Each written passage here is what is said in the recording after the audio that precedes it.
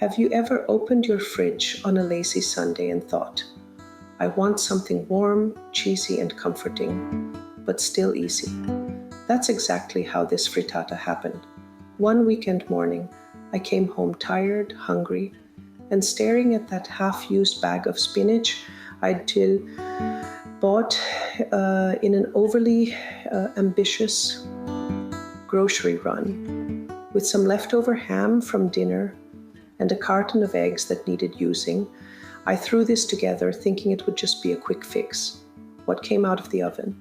A dish so good it ended up in my regular weekend rotation. And every time I make it, I still can't believe how easy it is.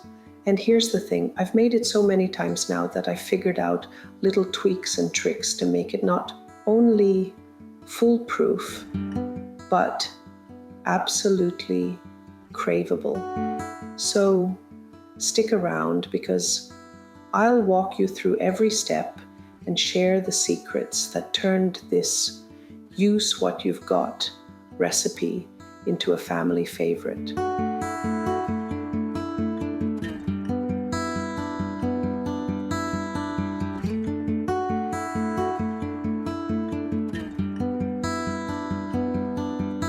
I start with a large glass mixing bowl and crack in 8 eggs. These form the base of the frittata and give it that signature, fluffy, custard-like structure. Then I pour in half a cup of heavy cream. This makes the eggs extra creamy and helps the frittata feel rich and indulgent. Add a pinch of salt.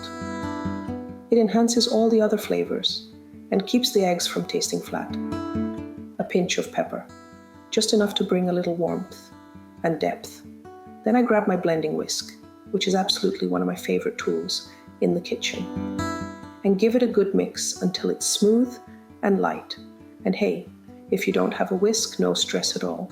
Just use a regular fork.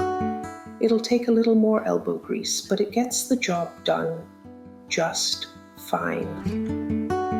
And that's it. Egg base. Ready to go. Just set it aside for a bit.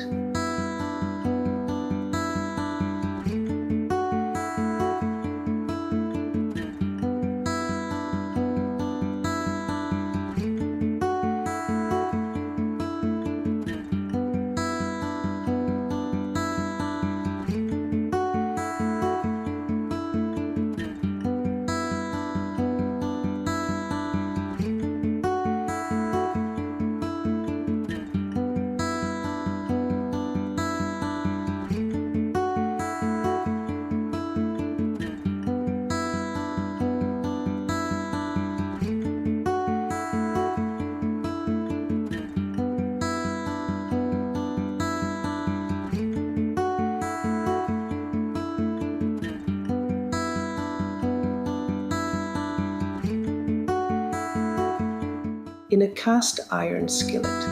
I like using cast iron here because it holds heat really well, giving the frittata those perfectly crisp golden edges that make it feel a little extra special.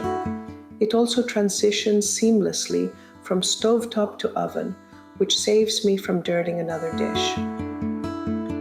And let's be honest, anything that cuts down on cleanup is a win in my book. Frizzle 1 tablespoon of olive oil. This helps the veggies saute evenly and adds a subtle richness. I add 5 cups of baby spinach. This cooks down to add nutrients, color, and a fresh, earthy flavor. I'm cooking over medium heat here. It's the sweet spot where the spinach wilts gently without burning, and everything gets that warm, sautéed flavor. Quick pause. If you're wondering what tools I'm using here, I've linked everything in the description below. You don't need to take notes or rewind. It's all there waiting for you. Once the spinach has wilted down and is soft, I remove it from the skillet.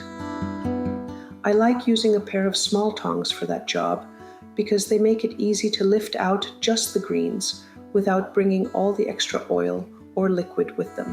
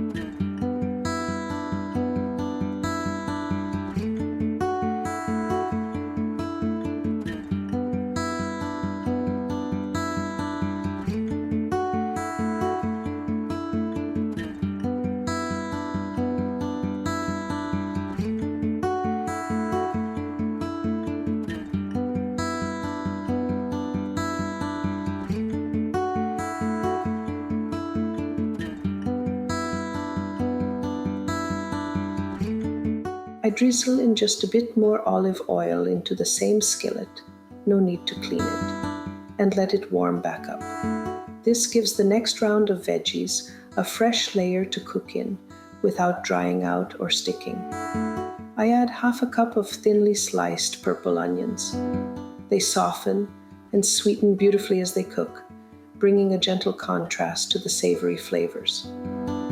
I love how they mellow out and almost melt into the rest of the dish, adding a touch of natural sweetness in every bite. But if you skip cooking them, or don't give them enough time to soften, they'll stay sharp and slightly crunchy, which can really throw off the balance of this smooth, creamy dish. 1 cup of sliced mushrooms. These bring a deep, savory flavor that pairs perfectly with the eggs. I cook the onions and mushrooms together for about 6 to 8 minutes over medium heat, stirring occasionally until the onions are translucent and soft and the mushrooms are nicely browned. Once everything looks golden and tender, I remove them from the skillet and set them aside. They're ready to join the rest of the cast.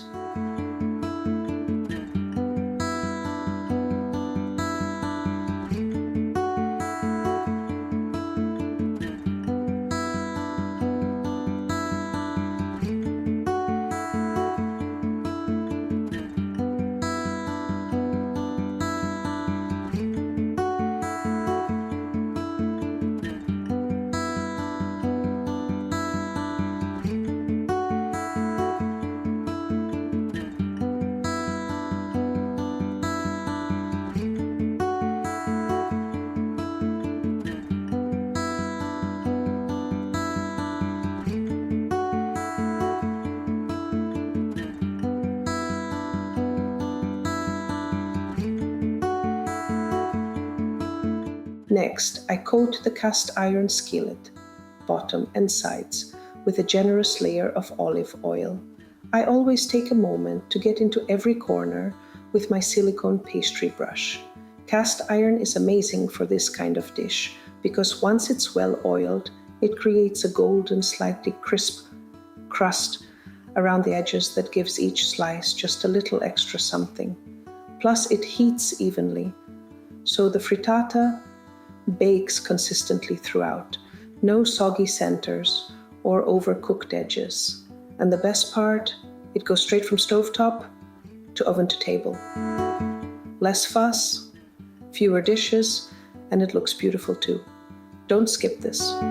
One time I did, just once, and I ended up scrubbing that skillet with baking soda for 2 days. It was a nightmare. Always grease it well.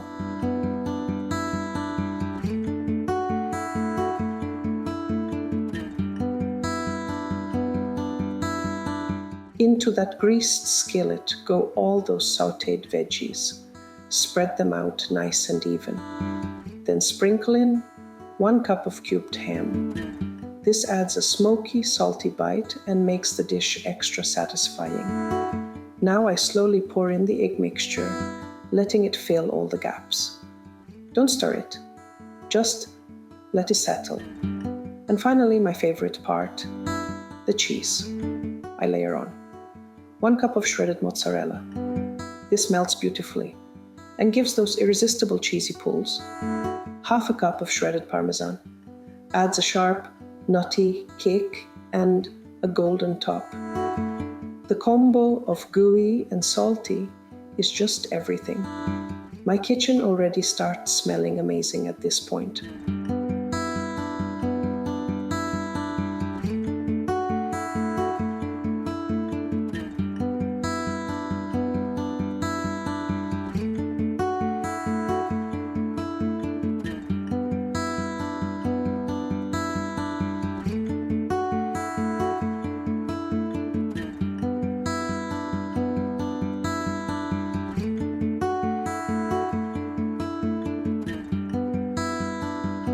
If you're in the mood to mix things up, here are a few variations that I've tried and loved. Southwest style. Add diced green chilies, black beans, and cheddar cheese. Top with avocado slices after baking. Mediterranean frittata. Swap ham for chopped Kalamata olives and sun-dried tomatoes. Use feta instead of mozzarella. Loaded veggie. Toss in chopped zucchini, bell peppers, and broccoli for a colorful veggie-packed version. Caprese twist. Add cherry tomatoes, basil leaves, and small dollops of ricotta or mozzarella pearls. Smoked salmon and dill. Replace ham with smoked salmon and sprinkle with fresh dill. Add a touch of cream cheese if you're feeling indulgent. These are great for cleaning out the fridge or just keeping things interesting week to week.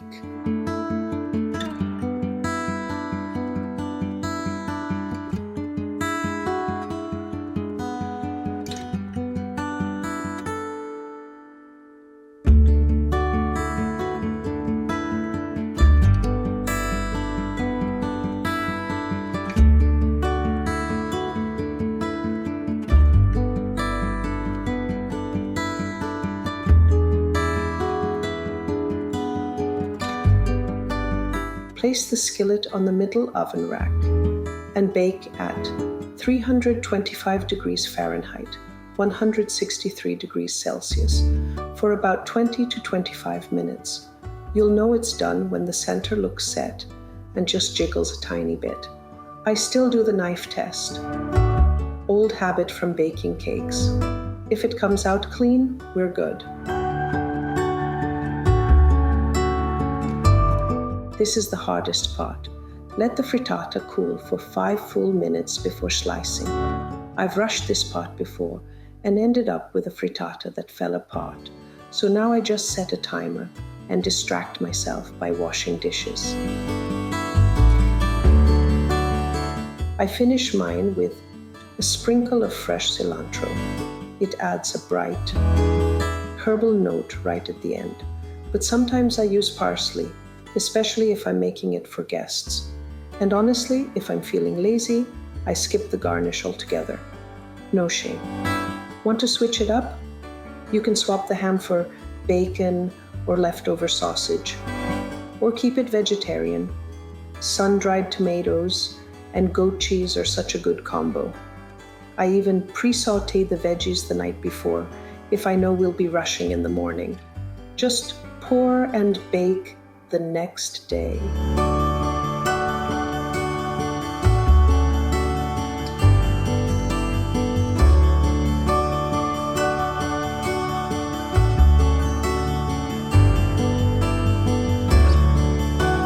And that's it. My no stress, all flavor spinach and ham frittata. It's cozy, cheesy, and totally weekend worthy. If you try it, tell me what you think in the comments. Or better yet, share your favorite frittata combo. I'm always looking for new ones to try with my family. And if you like these kinds of easy recipes with big flavor, don't forget to subscribe. I'll see you in the next one.